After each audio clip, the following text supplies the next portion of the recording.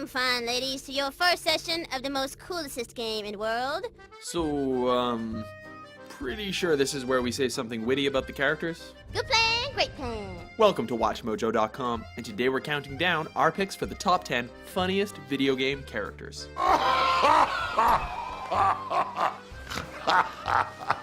As usual, we're sticking to one character per franchise, and we're also excluding characters that did not originate from video games. So, sorry Deadpool, but you'll have to sit this one out. Please don't burn down our office. You just sit tight, and I won't have to shoot you. Number 10, I am heavy weapons guy, The Heavy, Team Fortress 2. and this is my weapon.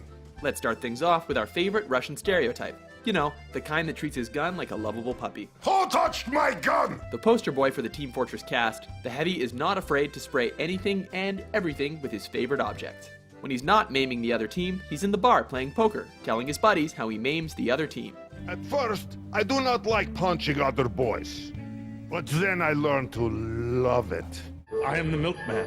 My milk is delicious. Special delivery today. Number 9, Boyd Cooper, Psychonauts. Tim Schafer, aka the Raccoon King, according to Shadows of the Empire's credit scene, pretty much makes hilarious characters his trademark. Case in point is this hidden gem in Psychonauts, and it's pretty hard to ignore this paranoid milkman fanboy. Is that milk regular kind? Or the exploding dream kind? It's fortified with what the world wants. What the world deserves. What gets him up on this list is that if you stand around him and put your controller down, he'll come up with some of the most random conspiracy theories. All in a big fight over last specimen of the supervirus. But they can't hide that they have been spitting on me all day. Number 8, Fawful, Mario & Luigi RPG series. In a nice throwback to the bad translations of very early video games in the 1980s, Fawful's dialogue is written in bad English. In the interest of keeping my job, I won't be reading any of those lines, but feel free to read them yourself. This character ended up being so popular that he was brought back for Partners in Time and Bowser's Inside Story.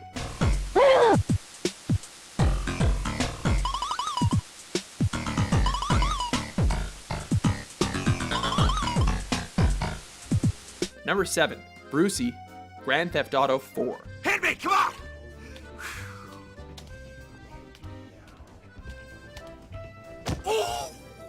Kids, don't do steroids, because otherwise you might end up doing something like this.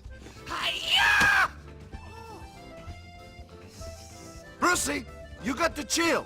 For real. Trevor from GTA 5 is another humorous psychopath, but Brucey is just flat out overloaded on testosterone, resulting in, well, a guy who's a little bit too much in love with himself. Yet, we can't stop watching, even if he sends us on some of the craziest missions.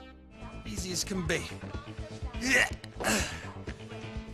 Okay, I'll just go take care of it then. Yeah! Number 6, the Rabbids Raving Rabbit series. They may look cute, but looks can be deceiving.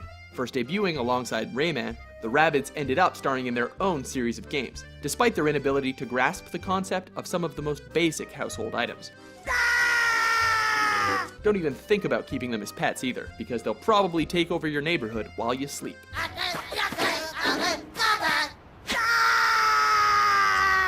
Number 5, Hades, Kid Icarus Uprising. Who's Hades? The true master of the underworld. Sorry to keep you waiting. You could have pretty much picked anyone from this game, and they could have easily filled this spot. However, we're picking Hades because he reminds us of a morbidly amusing troll commenter. Next to me, little Miss Medusa's going to look like a sweet, cuddly bunny. No, this can't be happening. And also due to the fact that he can make zombie parents the most creepy, cute, and hilarious thing all at once. Can you think of anything more joyous than a family reunion? Then after that, they'd strike it rich. Like rolling in dough rich. Number 4, Guybrush Threepwood, Monkey Island series. And I brought a little surprise for you. I don't suppose it's a LucasArts game. Guybrush is the most carefree wannabe pirate that does become a pirate but still comes off as a wannabe pirate. Guybrush often leans on the fourth wall, even when he can't explain why he says these things. When is Swaddle gonna ship? It's been out for some time now. Where have you been, playing some frustrating graphic adventure? Created by Ron Gilbert with the help of Tim Schafer, he's such a classic that we'd have to scuttle our office if we forgot him. This monkey head is too heavy to carry to the surface. Considering this game has no drop verb, I'm doomed. Number 3, the narrator. The Stanley Parable. Simply by the act of moving forward, are we implying a journey such that a destination is inevitably conjured into being via the very manifestation of the nature of life itself? Whoa. Hang on. That got a bit weird back there. Have you ever wondered what it'd be like to have a British narrator saying your thoughts out loud? And how he'd react if you did the opposite thing of what he said? This was not the correct way to the meeting room, and Stanley knew it perfectly well. The bizarre dry wit is made even better by a game that doesn't act in the way that it's supposed to, resulting in some rather amusing self-referential reactions. Not bad for a character we never physically see. Oh no, not you again. Stanley, I'd also like to veto the line from having any role in our awesome new story. No lines or monitor rooms. Just don't acknowledge it, and we should be fine. Number 2, Tiny Tina, Borderlands 2. Running, I'm running over here. Run. Tiny Tina is pretty much what happens if you give sticks of dynamite and caffeine to a little girl with a twistedly vivid imagination. Counting down. 10, 9. I got bored. Voiced by Ashley Birch from Hey Ash, What You Playin'? Though Tiny Tina was a minor NPC, her character was so popular that she made a return appearance in the game's second DLC, before getting a starring role in the hilarious Dungeons & Dragons style fourth DLC. So, like I said, roll for initiative, suckers! Before we get to the top spot, let's see what other characters made us giggle into our headsets. You're dead. You are dead. Deader than I can't be asked for this bloody ridiculous contraption.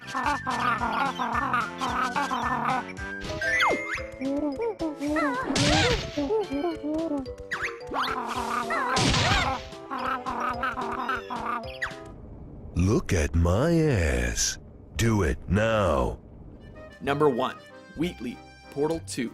And it's not out of the question that you might have a very minor case of serious brain damage. It was a tough choice between this guy and the series' antagonist GLaDOS, but it's rather hard to get past an AI that's designed to be the biggest moron on the planet. Alright, going on 3 just gives you too much time to think about it.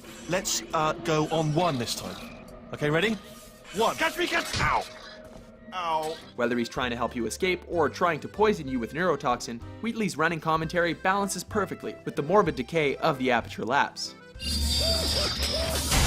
Let there be light. That's, God. He's quoting God. Oh, look at that! Turning. Ominous. He may be a moron and a bit murderous, but he's still who we'd pick as a robot assistant in the near future. I mean, what's the worst that can happen? I'll tell you, if I was up against impossible odds, this is the way I'd want to go out. Mashed with dignity. Do you agree with our list?